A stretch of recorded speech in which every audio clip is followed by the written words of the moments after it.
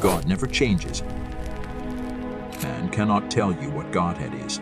We do not know the exact components of the substances which make up God. This substance is an existence, it is a being, but what that is, we know not. However, whatever it is, we call it his essence, and that essence never changes. But the substance of mortal things are always changing. Mountains are filled with snow at the tops in the winter season, but that same snow melts off and the mountains change its appearance when the summer comes. All creatures change.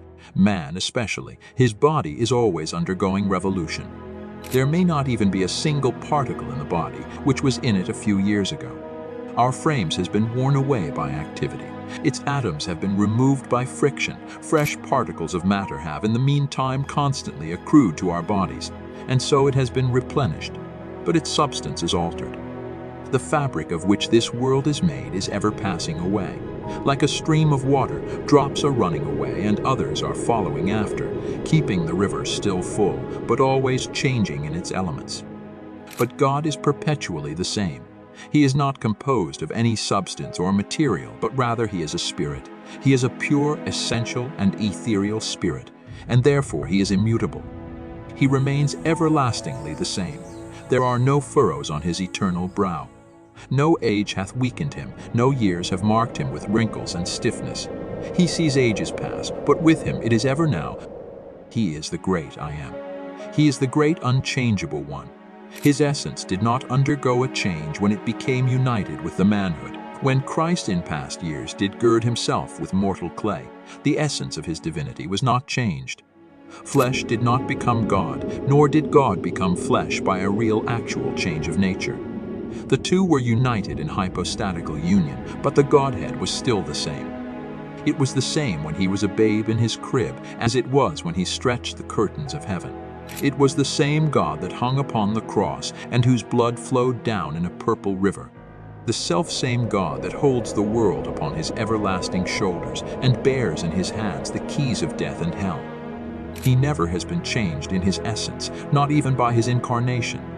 He remains everlastingly, eternally the one unchanging God, the Father of lights, with whom there is no variableness, neither the shadow of a change. He changes not in his attributes.